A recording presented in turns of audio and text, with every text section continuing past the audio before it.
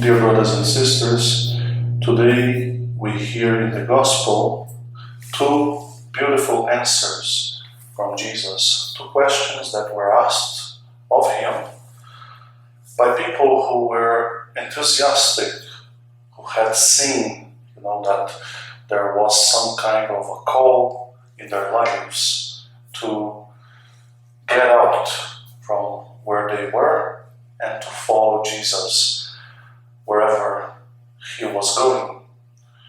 And the two answers of Jesus are these ones. First of all, to the one who says, I'm going to follow you, Lord, or I want to follow you wherever you go. He says, foxes have holes and the birds of the air have nests, but the Son of Man has nowhere to lay his head. And then to the one who says, Lord, I will follow you, but let me first bury my father. He says, let the dead bury the dead. You follow me. And this is very, very telling, because we also, in our vocations, we are invited to look at Jesus and not to allow ourselves to be, in a sense, deceived. Many times we have our own ideas of what vocation is, or what faith is, what Christianity is.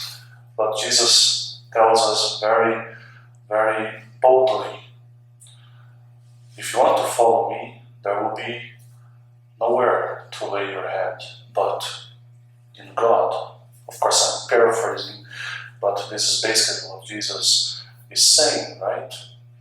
The Son of Man has nowhere to lay his head.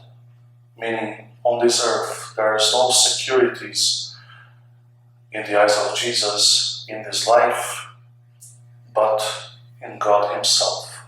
He has come to do the will of the Father. My food is to do the will of my Father, he says to the disciples at another point in the Gospels, right? So we many times find our security or some kind of comfort. We create our comfort zones in food, drink, leisure, money, career, even family or other relationships that we have.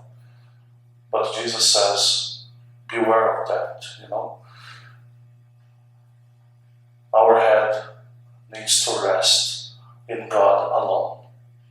If he is the basis of our rest, if he is the place, the foundation of our lives, then we can live everything else with a different attitude. Yes, we can still have money, we can still eat well, we can still find, other kinds of times of leisure in our lives and so on, but God is our resort. He is the source and the summit of everything in our lives. So much so that even burying the dead or not burying the dead,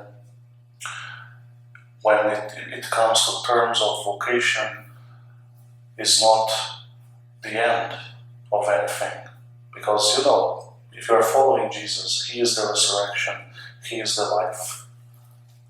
And you know that whoever you leave behind will be maybe touched by your attitude, your decision, and will also find resurrection in the same Lord, in the same Spirit, in our same Father, who has given us all that we need in this life. So if today you feel or you have in the back of your mind a desire to know more God, or to discern your vocation, do not waste your time thinking, twice, 3 times, or putting different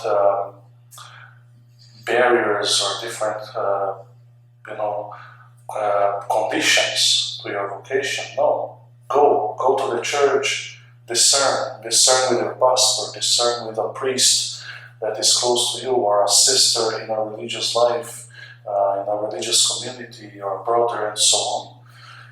If your call, you feel, is to be married, talk to someone as well who has experience, who is really trying to live marriage in a Christian way and discern.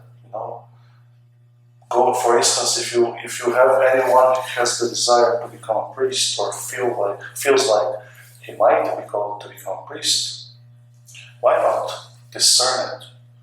You are not wasting your time by discerning. Even if you go to the seminary for a few years and then you discover this is not my vocation, that is not time wasted. It's actually a time in which you walked along with God and with the church to find out for real what is the will of God in your life. Let us do that. Let us pray for each other. Let us pray for our young people and those who are discerning as well. Always. May God bless you and keep you, and may His light shine upon you